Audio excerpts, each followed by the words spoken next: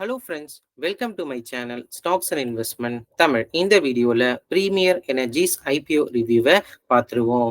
நீங்க இந்த சேனலோட முதல் வியூவரா இருந்தீங்கன்னா மறக்காம இந்த சேனலை சப்ஸ்கிரைப் பண்ணி உங்க ஆதரவை தெரிவிங்க. ஆல்ரெடி சப்ஸ்கிரைபரா இருந்தீங்கன்னா உங்க ஆதரவுக்கு மிக்க நன்றி. டிஸ்க்ளைமர் என்னன்னா, நாங்க செபி ரிஜிஸ்டர் ஃபினான்ஷியல் அட்வைசர் கிடையாது. நீங்க இன்வெஸ்ட்மெண்ட் டிசிஷன் எடுக்கிறதுக்கு முன்னாடி ஒரு செபி ரிஜிஸ்டர் ஃபினான்ஷியல் அட்வைசரை மறக்காம கன்சல்ட் பண்ணணும். இந்த கம்பெனி 1995 ஸ்டார்ட் பண்ண கம்பெனி. முக்கியமா இந்த solar cell and solar panel manufacturing பிசினஸ்ல 2011 இருந்து இந்த கம்பெனி பண்ணிக்கிட்டு இருக்காங்க. இப்போ இந்த கம்பெனியோட கீ பெர்ஃபார்மன்ஸ் இண்டிகேட்டர்ஸை பார்த்துருவோம். ரெவன்யூ ஃப்ரம் ஆபரேஷன் 2022ல 742 கோடி, ப்ராஃபிட் எதுவும் பண்ணல. 2023ல டோட்டல் ரெவன்யூ 1428 கோடி, ப்ராஃபிட் எதுவும் பண்ணல. 2024ல டோட்டல் ரெவன்யூ 3143 கோடி, ப்ராஃபிட் வந்து 231 கோடி அளவுக்கு இருக்கு. Q1 ஃபினான்ஷியல் 2025ல இவங்களோட டோட்டல் ரெவன்யூ 1657 கோடி, ப்ராஃபிட் 198 கோடி அளவுக்கு இருக்கு. பேட் மார்ஜின்ஸ் ஓவராலா கடந்த 3 ஃபினான்ஷியல் இயர்ல 7.30% அளவுக்கு இருந்திருக்கு.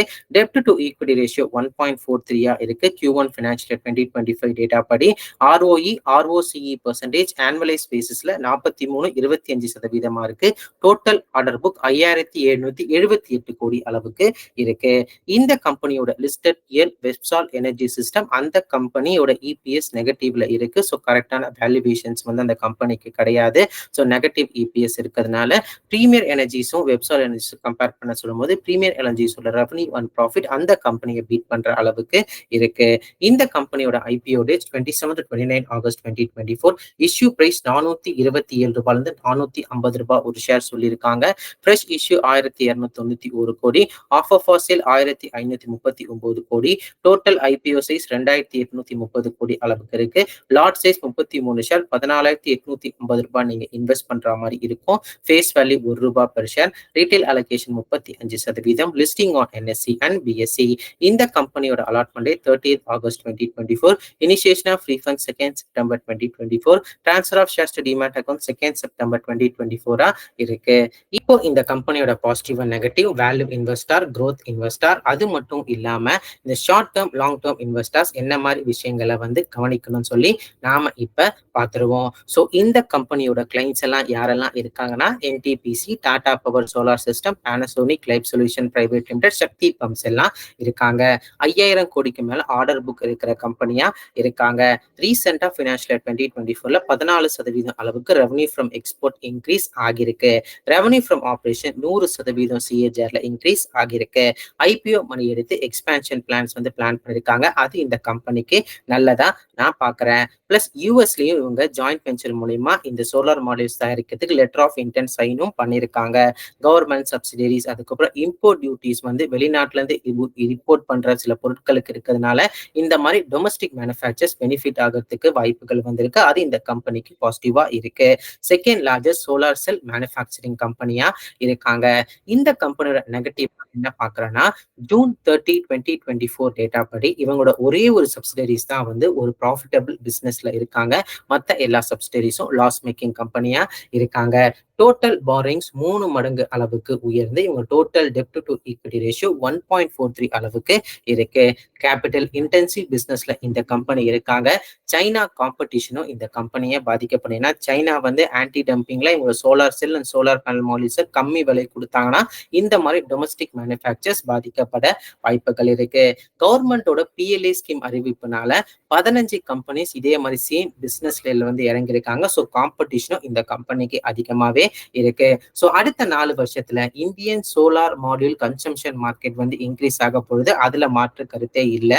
ஆனா இதோட இயர் ஆன் இயர் growth பாத்தீங்கன்னா 2020க்கு அப்புறம் கொஞ்சம் ஸ்லைட்டா குறையறதுக்கும் வாய்ப்பு இருக்குன்னு சொல்லி F&S ஃபோர்காஸ்ட் சொல்லுது. ஸோ அதனால இந்த கம்பெனி வந்து கொஞ்சம் பீக் போயிட்டு அதுக்கப்புறம் அவங்களோட ரெவன்யூ அண்ட் ப்ராஃபிட் growth கொஞ்சம் ஸ்லைட்டா பாதிக்கப்பட வாய்ப்புகள் இருக்கு.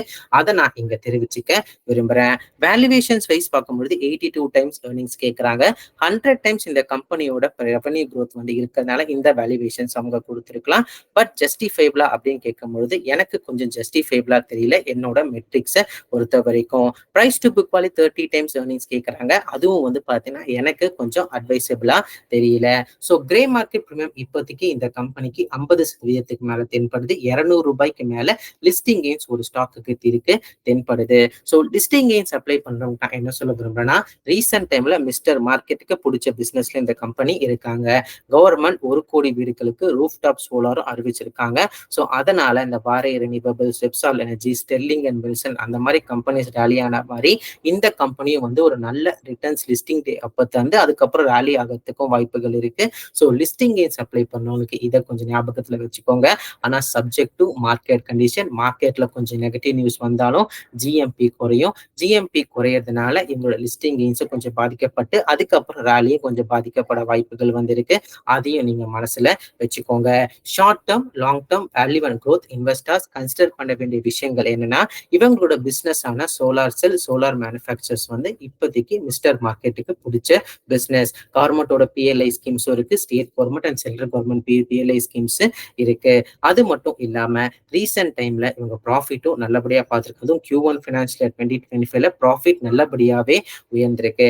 பட் இந்த கம்பெனியோட கடன் அதிகமா இருக்கிறதுனாலையும் கண்டிஜென்ட் லயபிலிட்டிஸ் அதிகமா இருக்கிறதுனாலையும் ஒரே ஒரு சப்சிடரிஸ் கொஞ்சம் இவங்க ப்ராஃபிட் கொஞ்சம், அதாவது போட்டோ வோல்டாயிக் சொல்லி பிரீமியர் இன்டர்நேஷனல் லிமிடெட் ஒரு சப்சிடரி இருக்கு. அவங்களோட ப்ராஃபிட் கொஞ்சம் குறைஞ்சாலுமே இந்த கம்பெனிக்கு டைரக்ட் இம்பாக்ட் வந்து தெரியும். லாஸ் மேக்கிங் சப்சிடரிஸ் இருக்கிற கம்பெனியா இருக்காங்க. அதுக்கப்புறம் இல்லாம கேபிட்டல் இன்டென்சிவ் பிசினஸ் இருக்கிற கம்பெனியா இருக்காங்க. ஸோ இந்த பக்கம் பிசினஸ் மாடல் ஃபியூச்சரிஸ்டிக்கா இருந்தாலுமே இந்த பக்கம் லைபிலிட்டிஸ் அண்ட் பாரோயிங்ஸ் அதிகமா இருக்கிறதுனால இந்த கம்பெனியை ஒரு ரிஸ்க் கேட்டகரியில நான் வைக்கிறேன். என்னப்பா இந்த மெட்ரிக்ஸ், இந்த மாதிரி மெட்ரிக்ஸை பார்த்தா நம்ம ஸ்டாக் மார்க்கெட்ல ஸ்டாக் வந்து ஏறுது. ரீசெண்ட் டைம்ல லிஸ்ட் ஆன ஐபிஓ எல்லாம் பாருங்க, நியர் டேர்ம்ல வந்து நல்ல ப்ராஃபிட்ஸ் வந்து எதிர்பார்க்க முடியாதுன்னு சொல்லியுமே ஸ்டாக் எல்லாம் 100%, 40% மேல அமௌண்ட் கொடுத்துருக்கு. அதே மாதிரி இந்த ஸ்டாக்கும் வந்து கொடுக்கும். ஏன்னா இந்த ஸ்டாக் வந்து சோலார்ல இருக்காங்க, ஃபோமோல எல்லாரும் வாங்குவோம், அதனால ஸ்டாக் ரேலி ஆகிறதுக்கு வாய்ப்புகள் இருக்கு அப்படின்னு நினைக்கிற இன்வெஸ்டர்ஸ்க்கு நான் என்ன சொல்ல விரும்புறேன்னா, ஒரு கண்டிப்பா இந்த ஐபிஓ பிரைஸ்ல ஸ்டாப் லாஸ் வச்சுக்கோங்க. ரிவார்டு இருக்கு, அதை நான் ஒத்துக்கிறேன். ஆனா ரிஸ்க்கும் இந்த மாதிரி கம்பெனிஸ்ல வந்து இருக்கு, அதை நீங்க பாத்துக்கோங்க. ஏன்னா ஒரு பக்கம் இவங்க ரெவன்யூ ஏத்திக்கிட்டே போயிட்டு ஒரு பக்கம் இவங்க பாரோயிங்ஸ் ஏத்திக்கிட்டே போச்சுன்னா பிற்காலத்துல இந்த மாதிரி கம்பெனிஸோட கடன் இந்த கம்பெனியை பாதிக்கப்பட வாய்ப்பு இருக்கு. அதனால இந்த கம்பெனியை ரிஸ்க் கேட்டகரியிலையும் ரிஸ்க் எடுக்கிற இன்வெஸ்டர்ஸ்க்கும் ஸ்டாப் லாஸ் தேவைப்படும் சொல்லி நான் இங்க சொல்றேன். ஸோ இதெல்லாமே வந்து பாத்தீங்கன்னா என்னோட பர்சனல் வியூ. நீங்க இந்த மாதிரி ஐபிஓலயோ ஸ்டாக்லயோ இன்வெஸ்ட் பண்றதுக்கு முன்னாடி ஒரு தடவை ஒரு செபி ரிஜிஸ்டர்ட் ஃபினான்ஷியல் அட்வைசரை மறக்காம கன்சல்ட் பண்ணணும். இந்த வீடியோ உங்களுக்கு பிடிச்சிருந்தா லைக் பண்ணுங்க.